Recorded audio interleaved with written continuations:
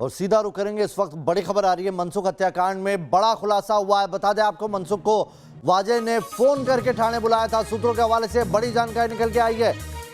बता दें आपको, वाजे ने 3 से 4 लोगों के साथ मिलकर मनसुख से मुलाकात की थी। सूत्रों के हवाले से यह भी जानकारी आई है कि मनसुख को बेहोश करने के बाद उसकी हत्या की गई थी और साथ ही कार में की गई थी मनसुख की हत्या। हत्या के बाद शव को खाड़ी में फेंक दिया गया था। मनसुख के चेहरे पर चोट के कई निशान भी मिले। और पंकज हमारे साथ जुड़े हुए इस खबर पर ज्यादा जानकारी के साथ। पंकज, ये जो नया खुलासा हुआ है कितना चौंकाने वाला है?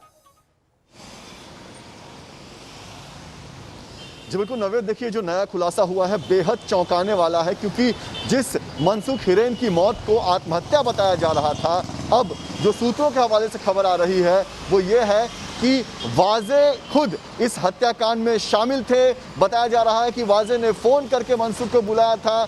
ये कहा गया था कि आप अपनी गाड़ी से मत आइए, इसलिए मनसुख जो है वो ऑटो से निकले थे अपने घर से और उसके बाद मनसुख को एक गाड़ी में बिठाकर उसे थाने के खाड़ी तक लेकर आया गया था। ये भी कहा जा रहा है कि पोस्टमार्टम रिपोर्ट में यह साफ हुआ है कि मौत से पहले ही मनसुख के चेहरे पर कुछ निशान थे, यानी कि मनसुख के साथ जो है वो मारपीट की गई थी। उसके बाद क्लोरोफॉर्म देकर उसे बेहोश कर उसकी हत्या कर दी गई और हत्या करने के बाद उसके शव को खाड़ी में फेंक दिया गया।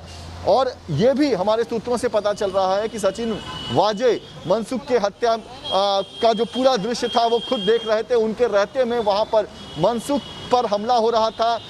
वाजे के साथ ही 3 से 4 लोग थे जिन्होंने मनसुख पर हमला किया, मनसुख की हत्या की गई।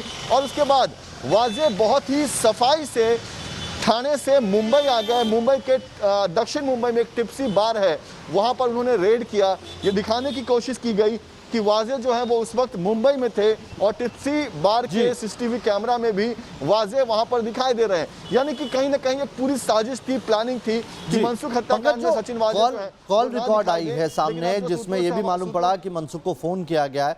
उससे और क्या संकेत मिल रहे हैं? देखिए, कॉल रिकॉर्ड सामने आए हैं और उससे पता चल रहा है कि मनसुख को जो है वो बुलाया गया था। मनसुख के मोबाइल पर आखिरी कॉल जो है उनकी बीवी का था, लेकिन फ़ोन तब तक स्विच ऑफ हो चुका था।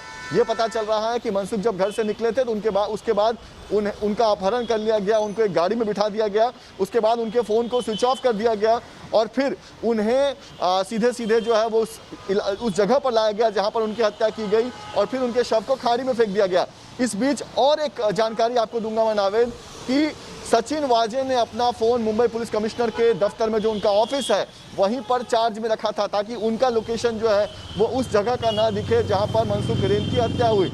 लेकिन बड़ा सवाल यही है कि अब जो सूत्रों के हवाले से जानकारी मिल रही है वो ये है कि सचिन वाजे ने पूरी कोशिश की थी कि ये साबित हो जाए कि मनसुख हिरेन जो है प्लानिंग के तहत बहुत ही प्लानिंग की गई थी और उसके तहत इस पूरे वारदात को अंजाम दिया गया था। बहुत बहुत शुक्रिया आपका हमारे साथ जुड़ने के लिए पंकज।